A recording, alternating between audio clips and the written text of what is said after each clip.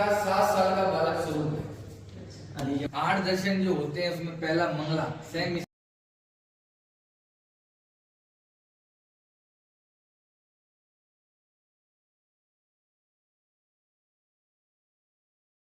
और कहा, प्रभु हमारे प्रभु पधारे हैं, क्या इनको शरण मिल सकती है? तो इन्होंने वो इजाजत देंगे तो मैं इनको शरण दूंगा, नहीं तो जाने दूंगा। ये एकलिंग जी महादेव के पास गए और बोला, प्रभु आपके मित्र और सखा पधारे हैं, क्या इनको शरण मिल सकती है? हेलो गाइस, आज मैं नाथद्वारा म्यूजियम आई हूँ फ्रेंड्स, तो बने रहिए वीडियो के एंड तक। आज मैं आपको फ्रेंड्स नाथद्वारा म्यूजियम का दिखाती हूँ, तो बने रहिए फ्रेंड्स वीडियो में।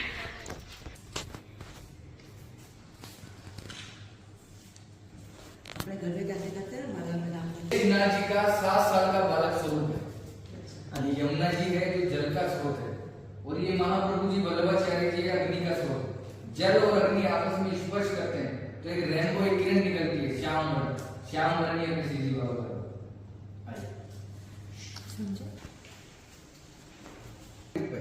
8 दर्शन जो होते हैं उसमें पहला मंगला स्वयं इसी प्रारूप में होता है। एक धोती पहन के ये दर्शन देते हैं।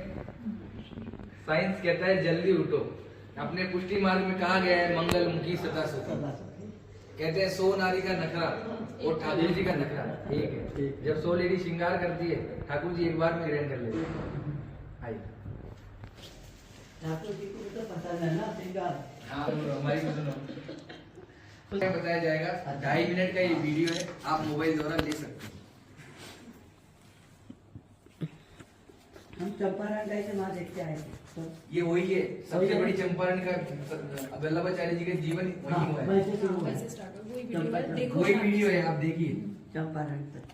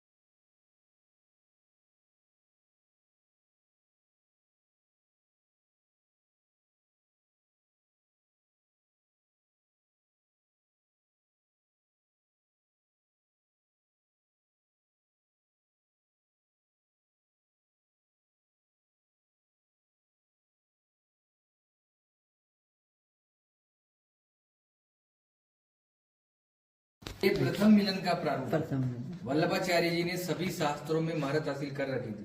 ये 10 वर्ष की उम्र में इन्होंने संकल्प लिया कि मुझे गीता, भागवत, रामायण, पुष्टि मार्ग का प्रचार करना है। मगर इनकी माँ ने कहा, बेटा 10 साल का बहुत बालक है, कहाँ कैसे क्या करेगा? मगर इन्होंने संकल्प लिया होता कि नहीं माँ, मैंने संकल्प लिया है, मुझे आगे बढ़ना है। बिहार प्रांत के झारखंड गाँव में रात्रि विश्राम कर रहे थे वल्लभाचार्य जी। श्री कृष्ण जी इनके सपने में गए और बोला, हे वल्लभ तू गोवर्धन पर्वत पे आ, मैं तेरा इंतजार गोवर्धन पर्वत पे कर रहा हूँ। वल्लभाचार्य जी गोवर्धन पर्वत पे गए। वहां जाने के बाद इन्होंने मिट्टी का श्रीनाथ जी की मूर्ति बनाई और दिव्य सेवा प्रारंभ की। दिव्य सेवा प्रारंभ करने के बाद श्री कृष्ण जी ने इनको दर्शन दिए और प्रथम मिलन किया। प्रथम मिलन करने के बाद वल्लभाचार्य जी ने 84 बैठकों का निर्माण किया। वो आपको आगे दिखाया जाएगा। आप यहाँ फोटोग्राफी लीजिए। अभी आपने देखा प्रथम मिलन। प्रथम मिलन के बाद आप मुंबई से आए हो। आप 2 साल बाद आप यहाँ आओगे तो ये आपकी बैठक हो गई। अच्छा। श्री कृष्ण के बारे में आपने जाना। वल्लभाचार्य जी ने फर्क इतना सा था, वल्लभाचार्य आपने श्री कृष्ण के बारे में जाना तो आपकी ये बैठक हो गई। सबसे ज्यादा जो बैठक की वो उत्तर प्रदेश में की, उसके बाद गुजरात और राजस्थान में केवल एक ही है, पुष्कर ब्रह्मा जी का मंदिर। और सबसे बड़ी जो बैठक है वो है चंपारण। अभी आपने देखा अग्नि प्रोटेक्ट कर रही थी, वो चंपारण में ही कर रही थी। चंपारण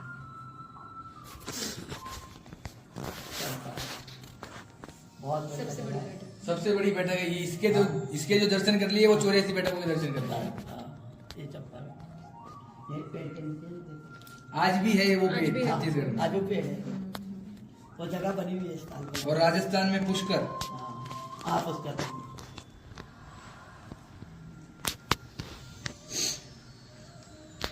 मुंबई में, महाराष्ट्र में पंढरपुर, हाँ पंढरपुर और पंचवटी नासिक में। नासिक। अच्छा, ये सब बैठके हैं। हाँ जी। ये सब बैठक है, महाप्रभु जी की बैठक। पंढरपुर। मैं गई हूँ पंढरपुर। नानी के साथ में महाराष्ट्र में। अब पे वो भी बहुत बड़ा मंदिर है। आप एक गुजरात में तो बहुत सारी है, 19 बैठक है। अच्छा, 19 गुजरात में ही है। सूरत है, जूनागढ़ है, भरूच है, मोरबी है, खेरालू है, सिद्धपुर है। यहाँ पे सब बैठकों जगह में पाठोत्सव होता है ना इनका, वो सब मैं जगह पूछ रही हूँ। पाठोत्सव रहता है इनका, वल्लभाचार्य जी का वो होता है। फिर ये अग्नि, इनका स्तोत्र भी है अग्निमुख। किया श्री कृष्ण जी के बारे में बताया, Continue गीता किया, भागवत पढ़ाया। बहुत किया। आ जाइए। समझे? हाँ वल्लभाचार्य जी बाल ब्रह्मचारी थे। इन्हीं के गुरु का आदेश हुआ विठोबा जी का कि आप विवाह कीजिए। विवाह करने के उपरांत आपकी जो दूसरी संतान होगी वो मेरे पुष्टि मार्ग का प्रचार करेगी। इनके 2 पुत्र हुए, गोपीनाथ जी और विठलनाथ जी। विठलनाथ जी को अपन गुसाई जी के नाम से भी जानते हैं। एक बलराम का रूप है और एक श्री कृष्ण का रूप। अच्छा, आगे वो गोपीनाथ सब ये आ गए। ठीक है।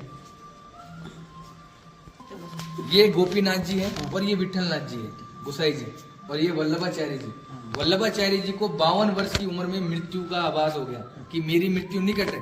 इन दोनों बेटों को इन्होंने एक मंत्र दिया, श्री कृष्ण शरणम मम, और रेत पे लिख के कहा श्री कृष्ण खाना है, श्री कृष्ण पीना है, सब कुछ श्री कृष्ण ही है। उसके बाद बनारस हनुमान घाट में जाके जल समाधि ले ली वल्लभाचार्य जी, क्योंकि अग्नि से प्रोटेक्ट हुए थे तो अग्नि में तो जा नहीं सकते, जल नहीं सकते। तो इनको श्री कृष्ण ने बोला कि अब आपकी उम्र इतनी ही है, आप जल समाधि लीजिए, आप अब जो मेरा प्रचार आपके पुत्र करेंगे। गोपीनाथ जी और पुत्र गोपीनाथ जी और विठलनाथ जी। गोपीनाथ जी के एक पुत्र हुआ पुरुषोत्तम जी, उसके बाद कोई वंश आगे नहीं बढ़ा। मगर विठलनाथ जी के 7 पुत्र हुए, 7 को 9 स्वरूप प्रदान किया, जिसमें सबसे बड़े गिरधर जी। ये गिरधर जी की 19वीं पीढ़ी अभी नाथद्वारा में सेवा कर रही है। 19वीं पीढ़ी जो नाथद्वारा में सेवा कर रही है, राकेश बाबा, इंद्र दमन जी, कुमार विशाल बाबा, वो मुंबई में ही विराजमान है। और इनको 3 सेवा का स्वरूप प्रदान किया, श्रीनाथ जी, नवनीत प्रिय जी और मद्रेश जी। बाकी को अलग अलग में डिवाइड कर दिया। ये पूरा का पूरा आपको थिएटर के माध्यम से समझाया जाएगा। आ जाए। अभी ये 19वीं पीढ़ी जो जीवित है, अभी नाथद्वारा में सेवा कर रहे हैं, राकेश बाबा, इंद्र दमन। और 20वीं पीढ़ी के पीछे विशाल बाबा, भूपेश कुमार। आज इनका बर्थडे है, आज इनका बर्थडे है। और इसके बाद इनके पुत्र लाल गोविंद अधिराज बाबा, जो 21वीं पीढ़ी, ये गादी पे बैठेंगे बाद में। अभी 10 साल के बालक है, इनको जब 20-22 साल के हो जाएंगे तब इनको गादी पे बैठाया जाएगा। अब ये पूरा प्रारूप आपको थिएटर के माध्यम से जरा नाम दीक्षा वाले काम है। कृष्ण जी को सबसे प्रिय लगता था कल्पवृक्ष, जहाँ ये बैठ के बांसुरी बजाया करते थे। और ये है नवदा भक्ति। भक्ति 9 प्रकार से होती है। आप घर पे 9 प्रकार से भक्ति करते हो, मंदिरों में और घर पे नॉर्मल 9 प्रकार से भक्ति होती है। पहली है श्रवण, प्रभु की लीलाओं गुणों को सुनना, श्रवण भक्ति में आता है। दूसरी है कीर्तन भक्ति, आप घर पे भजन संध्या कीर्तन करते हो, वो कीर्तन भक्ति में आता है। तीसरी है स्मरण भक्ति, प्रभु को याद करने की भक्ति। चौथा है पास सेवन भक्ति, आप घर पे मुखार बिंदु से होकर आरती करते हो ना, मुखार बिंदु से करते हो आप आरती, वो रॉन्ग होता है। चरणों से उठ के मुखार बिंदु तक जाना चाहिए। कहते हैं प्रभु के चरणों में ही वैकुंठ का निवास होता है। 4 चरण, 2 नाभि और 1 मुखार बिंदु। पास सेवन भक्ति में आती है अर्चन भक्ति और वंदन भक्ति। अर्चना, दिया, पुष्प, अगरबत्ती आप नॉर्मल घर पे करते हो, अर्चन भक्ति में आता है। वंदन कर प्रभु का अभिवादन करते हो, प्रभु आप आओ, वो वंदन भक्ति में आता है। दास्य भक्ति जो श्री हनुमान ने श्री राम के प्रति दास बन के की। और सख्य भक्ति, मित्रता की भक्ति, जो श्री कृष्ण ने सुदामा के प्रति एक चावल का दाना खाके की। और 9वीं है आत्म निवेदन भक्ति, स्वयं को समर्पित करना।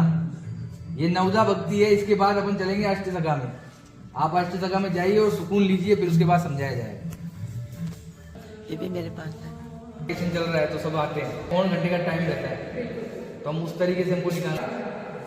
जिनमें सबसे प्रिय, जो सबसे गुरु और सबसे प्रिय सूरदास जी, जिनके नेत्र नहीं होने के बावजूद ये श्री कृष्ण को बता सकते हैं कि आपने कौन से कलर की ड्रेस पहनी हुई है, आप क्या खा रहे हो, आप किस मुद्रा में बैठे हो। और ये आंखों के आंखों श्री कृष्ण के साथ अलग अलग संगीत और कविताएं गा के श्री कृष्ण को प्रसन्नता का कार्य करते हैं। आइए। तोहफे बहुत तोहफे बनाए। संगीत राग गाता है। ये उस समय का दृश्य है। ये पहले सिंहाड़ गांव था। अच्छी ये सिंहाड़ गांव था। नाथ द्वारा इनके आने से पड़ा। औरंगजेब का जब हमला हुआ, जद्दीपुरा से ये पलायन कर रहे थे। किसी भी राजा ने इनको शरण नहीं दी, क्योंकि औरंगजेब के सब अधीन हो गए थे। रास्ते में आते आते इस गांव में आते ही रथ का पहिया कीचड़ में फंस गया, ना तो आगे जाए ना पीछे जाए। ये है गंगाबाई जो श्री कृष्ण से रूबरू बात करती थी, और पीछे है ब्रजवासी, और ये पंडित दामोदर जी, और ये मेवाड़ के राजा राज सिंह। आप कभी एकलिंग महादेव के गए हो?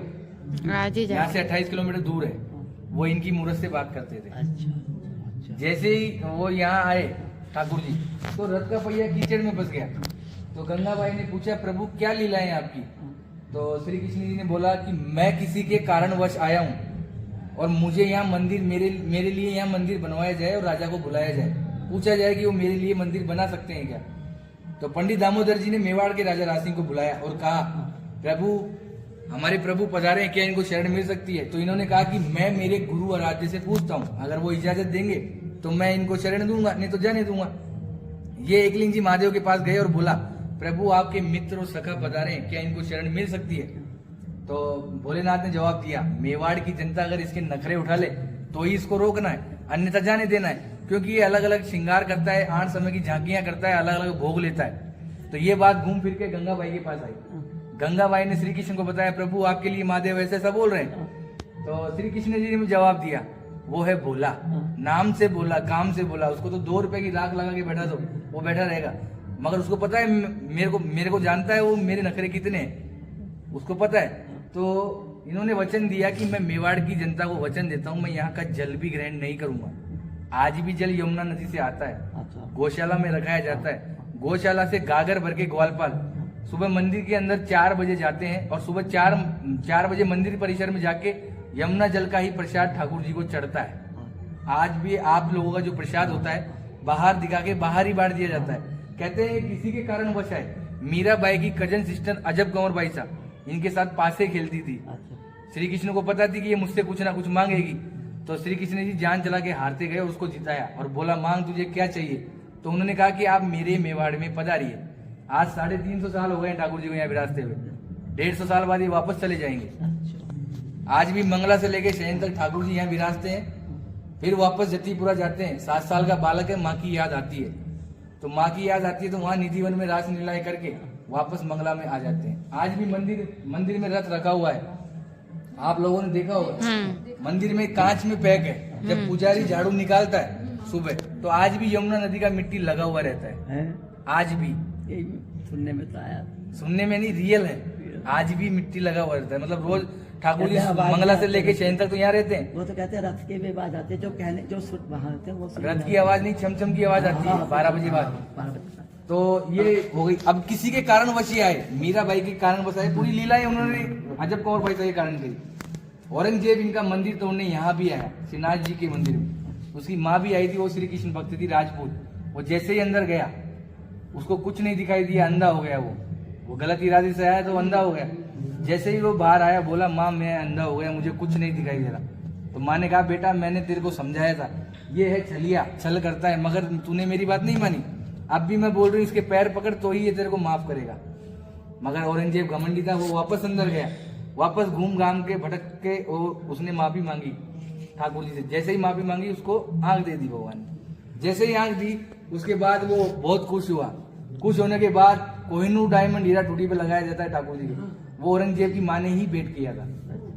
आज भी बादशाह की सवारी निकाली जाती है, होली के अगले दिन, धुलंडी के दिन बादशाह की सवारी निकालते हैं। वही औरंगजेब का पुतला बनाया जाता है, आदमी बनाया जाता है, उसको पूरे नाजवारा में घुमाया जाता है। घुमाने के बाद वो मंदिर में जाता है और दाढ़ी से पूरे मंदिर को साफ करता है। ये कहानी है। आज भी आप अब 252 भक्तों की वार्ता है जो शॉर्ट में दे रखी है, वो आपको पढ़नी है। 10 मिनट का टाइम है आपके पास, आराम से आप फोटोग्राफी कीजिए। आपने हमेशा श्रीनाथ जी के दर्शन धक्का मुक्की टल्ला खाके किए, मैं आपको बिना धक्के मुक्की के 8 दर्शन कराऊंगा मंगला से लेके शयन तक। ठाकुर जी क्या खाते हैं, क्या पहनते हैं, सब बताया जाएगा। आप जब तक फोटोग्राफी कीजिए। जय श्री कृष्ण।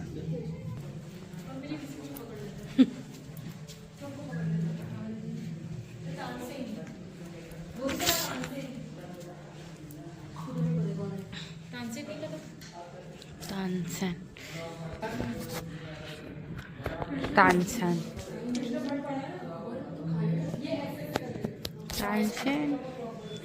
एक कुशल गायक थे। हालांकि उन्होंने सीखा कि भक्त गोविंद स्वामी की भक्ति गीतों की तुलना में उनका गायन सिर्फ एक छोटे से खोल के समान था। यह देखकर उन्होंने श्री गोसाई से निवेदन किया कि उन्हें अपने भक्त के रूप में स्वीकार करें और श्री गोसाई जी ने उन्हें कृष्ण मंत्र दिया।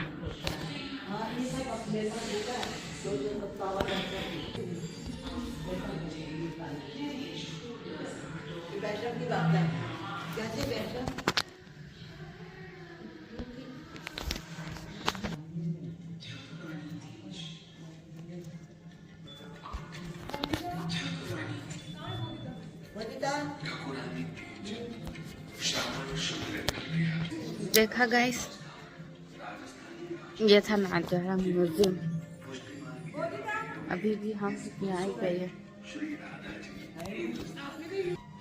तो फ्रेंड्स बने रहिए वीडियो में, आगे तक हम आपको शेयर कराएंगे फ्रेंड्स। श्री कृष्ण की सभी लीलाएं अमृत वर्षिणी है। दान लीला भी उनमें से एक है।